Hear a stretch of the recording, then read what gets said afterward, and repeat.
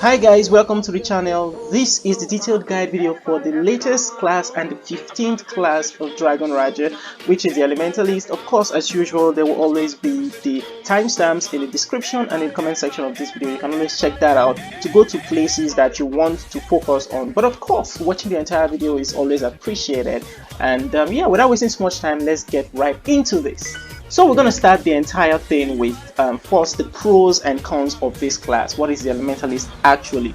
So the first thing you want to know about the Elementalist is so in the pros, we definitely have the high damage. It deals as high damage as the Visionaries and the Shadow Fencers. It's quite crazy the amount of damage this class can deal, and it can literally one-shot you. So I guess its damage is high up there with the Shadow Fencers, especially with this skill. It's quite bad. It's quite bad. Then the second thing it does have is a lot of AoE, and you can see right here that this is one of the AoE skills it has that can be quite terrifying. This particular skill, it's crazy. It also has the chaos effects that the Phantom Sound has, that also the Visionaire has. It has that chaos effect, which can be quite annoying, and also a lot of debuffs and buffs. So these are crazy things it has, and it makes the class quite deadly. But the cons about the class, I think before we talk about the cons, I forgot to mention it does have the shields. There is that. It can also remove control on itself, and also most of its super armor can be undispellable. That means you cannot, no matter what, you cannot remove its super armor. You just have to wait for it to wear out. But I'm not using a build that runs that right now, so you can't say it. Now for the cons, it is quite squishy. Although it deals a lot of damage, it can take a lot of damage as well, especially if the opponent understands the class and its strong points and every other thing. Then also apart from that, some of its Qs sometimes can be difficult to rest, because you see I tapped this twice but only ones that appeared, so it can mess up with your combo. And that leads us to the third con, which is if you do not understand how this class works, especially in a close or a very difficult battle, you might use the wrong combo and do the wrong skill and maybe waste your time or your combination on something that might not be that good. But it's still a great class nonetheless. Now let's move to the next thing, which is the stats of the class. You have your magic attack. It's a magic class. Your defense is very important for this class, and then of course armor penetration is something we always want to have. Now it says its main stat is critical level, which increases your chance for attacks to deal extra damage. And I don't think you need to focus too much on this, to be honest. Hear me out. At the higher levels here, almost everybody already has a lot of critical, and almost all your skills will be performing critical. If they do not critical, it's probably because either you were super unlucky, or your opponent is using Dust Burster, which completely negates critical, immune to crits. So it's either you're actually performing critical or you are performing nothing at all. That's basically it at this level we are in. So you do not need to focus too much on critical. Instead, I think you can go more on critical damage, because this is going to be a lot more helpful with this class's high damage dealing skills. CDR is useful, but it's also useful. Let's just leave it at that. CDR is useful. If you can get CDR, use it, because it will increase your attack. And MS is very useful. Now just round everything up, what I would say is very useful for this class, of course, is your water attack. You need that because it's a water class. The other elemental attacks are just ignore them. Focus on your water attack. It's best to not spread your resources around. Next, what you want to actually do is increase your multi-strike. I think multi-strike is very helpful for this class. Yeah, I think this is probably the only class that it states in its MS that it deals considerable damage, and trust me, that is a lot of damage. So multi-strike is very useful for this class. And then you want to have your CDR. So you have your water attack, your normal attack, defenses, armor penetration, multi-strike, and CDR. Now, if you want to choose two main stats to focus on, first will be your critical damage, and then will be your multi-strike. If you have these two, it's going to be very helpful. This will increase. Normally, you can also just spare some stuff for this. And finally, go for your CDR to help you increase your magic attack conversion. Based on this CDR I have, I can gain about 400,000 attack from the CRO after it has converted 20% of all my elemental attacks. Now, I think question you might be asking is, do you focus on just one elemental attack, or do you increase every other elemental attack as well? To be honest, I think you should just focus on one.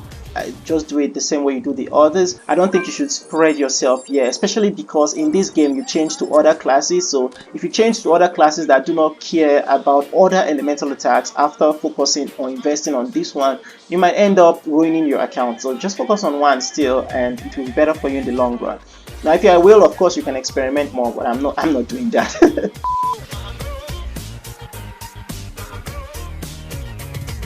Now let's talk about the skills of this class. We do have a Fire Elementalist or a Water or Ice Elementalist. You could try being a hybrid, but I don't think that's that much of a good idea. Also, you're either a damage dealing Elementalist or a support Elementalist. I wouldn't really suggest you go that much in support. You can just try to be an annoying Elementalist that way, but mainly it's just damage this class is built for, if you ask me, damage and chaos. So instead of support, I'd rather just call you a chaos bringer. Now, we do have your fire skill and your ice skill. Then the earth one supplements as a shielder, and just to help you evolve your fire or ice skill. For example, we do have your ice skill. Right, I meant to tap that once. And then your earth skill, and it does this. So that's basically one skill with the super armor and everything from the earth. It just makes it a lot better. And that's not all. We have your fire, ice, earth, and wind. And this final slot, which you just saw, is for the combined skill. For example, we have your ice again, and then we have your wind, which combines together into this. So this is your combination skill. And as you also noticed, this part up here just shows you what skills you have tapped so far. So that's what that upside shows you. And then down here you can see this bar here counting all the way up here. It's your rage bar. The more rage you have, the more damage your skills can do, because once this rage bar reaches 50% or more, your skills will evolve and they will consume rage to deal more damage. But there are some skills that do not consume rage at all. An example of these skills are this earth and ice. It never consumes rage. Like you see right now, I'm still using earth and ice, and it only goes up. It doesn't go down. No matter what I do, as long as it's the earth and ice I'm using, it just keeps going up. But if I dare try using another skill, let's say I try using the fire, rather I meant ice, and the wind, immediately it drains. So that is one thing to know in case maybe you're always worried about your rage and stuff. This skill never consumes. Earth and ice never consumes. It's one great way to always increase your rage while stunning and controlling your opponent. But this is mainly for the ice elementalist, because that's what the build I'm using is right now. It's an ice elementalist build, and I probably will show you it very soon. So let's just jump right into the build, where I will also show you the combat settings for each build, because I do have auto plans for each build on the go. Now we have your ice DPS. This is the first build right here. The only thing you want to change here, if you're thinking of changing anything, in my opinion, will be this S level talent Blessed Affinity. You can change it from here to something like this icy condensation to help you slow your opponent, just probably more debuff with your earth and ice skill, or rather with your ice and wind skill. Normally this one would probably slow your opponent, but not that much. But by the time you have that talent on, it's going to slow your opponent by an extra 30%, and your super armor cannot be removed while you have that skill on, while you're performing that skill I just did. So it is pretty good, but I do not really use it that much. I'd rather have this Blessed Affinity. Reason being, this gives you one extra elemental affinity. What this means is sometimes, as long as my skill or my rage is above 50%, let's do it real quick, will give me Gusty Wind, and once I use it to consume this, I will gain something back. So every time you consume a rage, that's what I meant, not every time I use a skill. Every time you consume a rage with a skill, as long as it's above 50%, you will gain one elemental affinity back. That is, you will gain one of the elements you used back. That's the best part about it. So couple that with your knowledge about this one that always gives you rage. If you have both of them together, I'm sorry for my lag a little.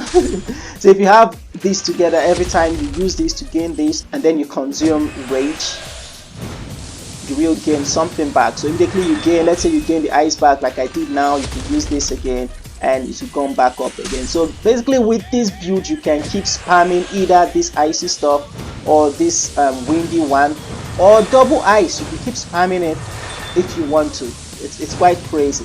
Now for the deep challenge for this build, I focus mainly first, just unlock this particular one and then this one. If you are very low level, especially the level 90s or level 100s, you just unlock this for more damage with your ice skill, and then bone chilling for more damage as well. Those two will be helpful to you a lot. Then you can probably go more with this if you want to. Just go to this middle section. You won't be able to unlock any other thing. Now for those that are higher level than the level 90s and the level 120s, you can copy exactly what I have unlocked here and unlock them all. It will help you a lot. And I basically went a lot here just because I want to pop up that damage I deal as much as I can. I probably should have gone for this, but I know myself, I will not use Vapor Mist. I will not use it in this ice build, and instead of that increase the other ice damage skills that I will. But I did go for this to increase this because this is still Frost Nova, and Frost Nova is our ice skill right here. Funny enough that they kept it in the fire section, which is kind of annoying. And then I also did this. I don't really need this. I just increased this to level 5 so I could get Frost Nova activated. That's the main thing. Now a very important skill here is this one at level 5, and this to reduce the damage you receive. These are very helpful because this class takes quite a lot of damage. Now for the combat setting for this class, this is what I'm using. Number 1 will be your Quick. Number 2 will be your Frost Nova. Number 3 will be Unconstrained, and your important skill, or number 0 skill, will be Icy Frost. Icy Frost being this one, that is your 2 ice skill. Ice that deals a lot of damage, that is Icy Frost. So how it will look in your combat setting will be like this. Icy Frost will be 0, Quick will be number 1, this will be number 2, and this will be number 3. So the main part of that combat is to control your opponent with Ice and Earth skill. Now the second build is the Fire Spam build. Well, this is what I have for it. Everything is pure red, but it's just like the Ice. If you want to change everything in the Fire build, you will want to change this S level talent here to Blessed Affinity as well, to make sure you get one random element. If you use Blessed Affinity, you will be able to spam your Fire Whirlwind skill a lot more. But if you have this one, it will increase your own movement speed as well. But to be honest, I think just keep this Blessed Affinity up here, because in this Fire build, the main strong point for this build, funny enough, is first the Fire and Whirlwind. It's one of the best things you can use in this build, but it's not necessarily the best because I don't know where's. Oh, there's my test subject. Now you see it deals a lot of damage. The only problem I have with this Whirlwind is that it needs to hit your opponent completely for it to deal all its damage. Every single spin needs to hit your opponent for it to deal, I think it deals about 20 something million damage, 23 million or 20 million damage. So every single spin, the entire duration has to be hitting your opponent for it to deal all that damage. But I do not enjoy that because although it tracks the first time, once it starts hitting, it stays static. It doesn't move from that position. So the opponent can dash away from it, but you can keep spamming it, I guess. But this other skill, which is 2 Fire, I believe it's called Gleaming Blaze, deals just as much damage and it is very fast. So you're going to be spamming Glazing Blaze and Flaming Dragon. It's going to be a lot of spam. Now the difference is, and you'll be wondering, is that's going to take a lot of toll on your Blazing Flame skill. That is this number 1 right here. It's going to take a lot of toll on this, and you are definitely correct. And that is exactly why we gave it the A level talent, Origin of Quake. So your Earth element doesn't interfere. Now every time I use the Earth element, it won't show up here at all. So I won't mistakenly try doing Meteor instead of my Gleaming Blaze. So this is very helpful for you, and also it gives you more shield. So funny enough, your Fire build is more tanky than your Earth, than your rather Ice build. And now I'll show you the deep talent for the Fire. And it's just like the Ice before, but here we focus mainly on the Fire. We are going left for Gleaming Blaze, and like I said, you can use Flaming Dragon if you want to, but if you do select this Flaming Dragon section, you will have to change this from Blessed Affinity into Wild Flames because you're focusing more on Flaming Dragon. But I don't use Flaming Dragon that much. I'm focusing more on dripping flame, which is for gleaming blaze. So I'm going left, right here, because I've calculated that the flaming dragon deals about 70% more damage than normal if you use this section. But over here you deal 95% more damage with Gleaming Blaze. If you combine everything with the damage buff and it all, you deal 95% more damage with this left section than the right section. Not saying the right section is bad at all, I'm just saying that the left section to me is kind of better for the Gleaming Blaze. Although you can spam the Flaming Dragon more, but I think you can spam Gleaming Blaze a lot more than Flaming Dragon. But with this build you will be using both of them, so it's not bad at all. And then for the green section, it's just the same as the ice. And finally for the ice section, you unlock this one and then you go for this one. That's basically what you do. You do not bother with any other one here. Now if you are below the level 100s or you are level 90s, what you want to unlock is this first Blazing Flame and then Gleaming Blaze. 50% more damage is going to be a lot more helpful for you. So those are what you want to unlock first if you are that low level. And now for the combat settings of fire, first you have Quake again. The shield is very helpful. Quake, and then second is Blazing Flame, and then Unconstrained. Those are your 3-1. Unconstrained is serving as a very big support for both the ice and the fire skills. And then for 0 you have Gleaming Blaze if you focus on the Gleaming Blaze skill tree, or you can go for Flaming Dragon if you focus more on the Flaming Dragon skill tree, but I prefer Gleaming Blaze, so that's what I have here. But thanks to Unconstrained, you probably will be doing a lot of Flaming Dragons, as I've mentioned earlier. So just pick the one you fancy the most. It's going to be quite helpful for you regardless. Finally, we have the support section. Now, the support section is just pure like this.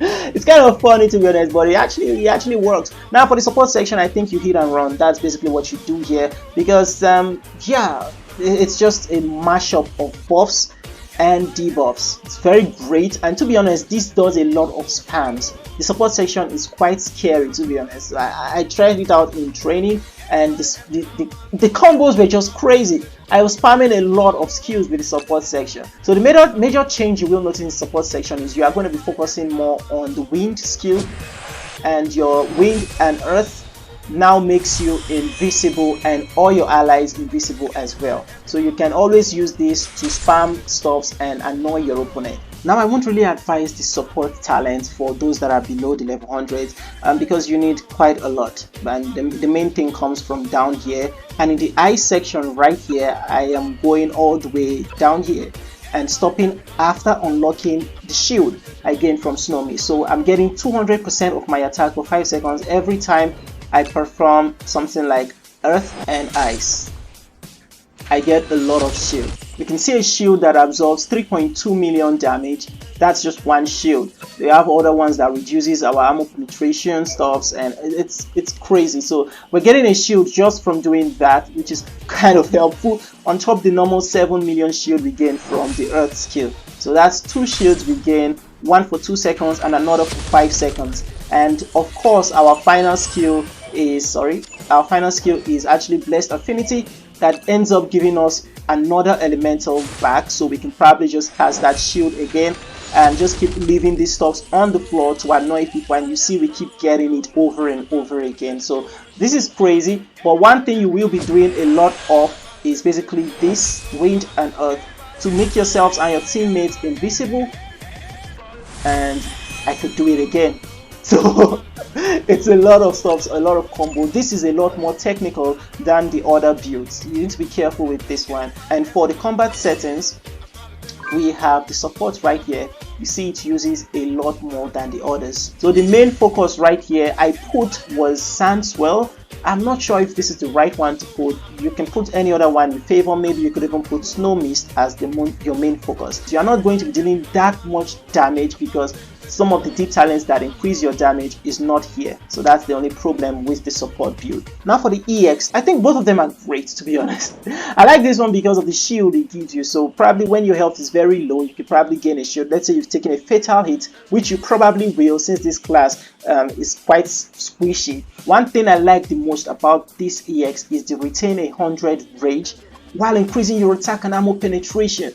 This is insanely crazy, the amount of damage you deal, because as your rage is always 100, every single one of your skills. Remember, this rage, when it gets above 50%, your skills become enhanced and you can deal more damage with them. So every single one of your skills will be dealing more damage for all that 8 seconds that your rage is 100%. Every single one of them will be dealing so much damage. It's scary. See, my rage is 100% just from one tap, but both EXs are great.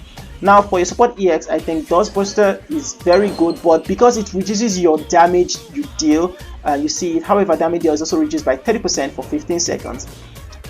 Once you use Dustbuster, I advise you do not use your EX the same time you use your Dustbuster. But if you don't use Dustbuster, any of these other stuff works well. Stuffs like Minefield works great. Creed works insanely good with this class. If you go close to your opponents, put Creed on them, and then use this your Earth and Ice skill. That's one very scary combo I don't want to ever experience. So it's quite crazy to use Earth and Ice and then Creed on your opponent. It works well. Judgment can help you deal more damage. Same thing with Holy Judgment and the actual Judgment. They're all crazy. Every single one of these EX can work well for you. But if I'm to choose, I would say the number one is Dustbuster to keep you alive. I don't like the fact it reduces your damage, but it keeps you alive.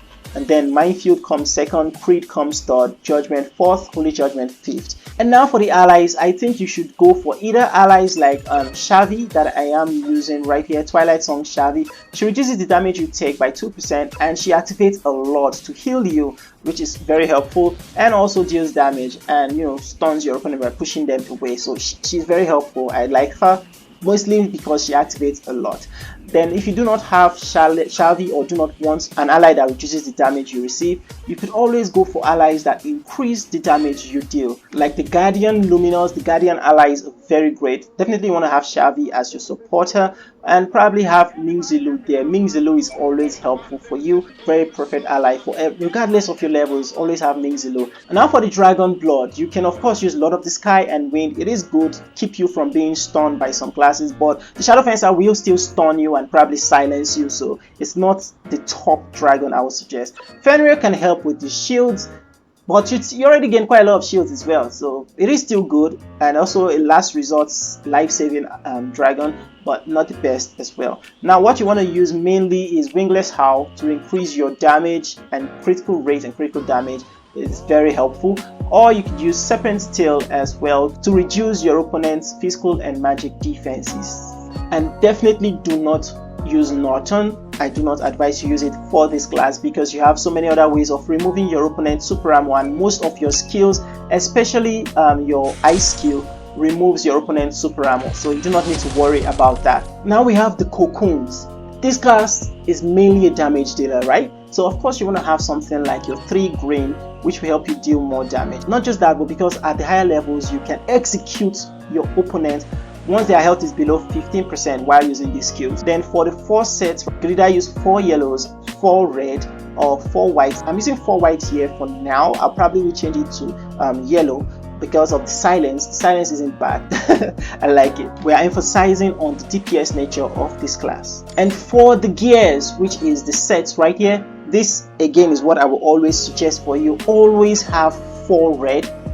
Very important. The shield you gain and 1 more chance at surviving is very helpful for you.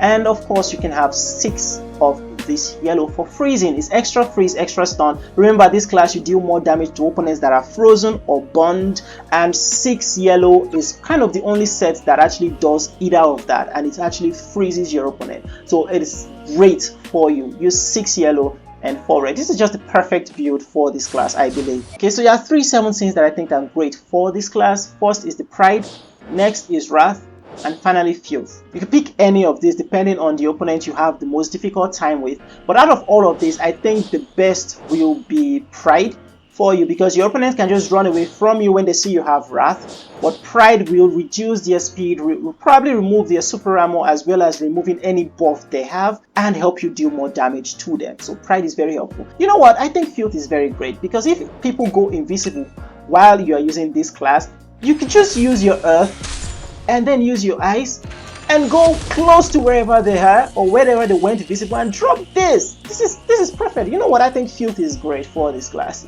So Filth and Pride are up there as the best 7 scenes you can use as this class. And I think that's everything we need to talk about, or everything that I could think of. If I missed anything, please let me know in the comment section.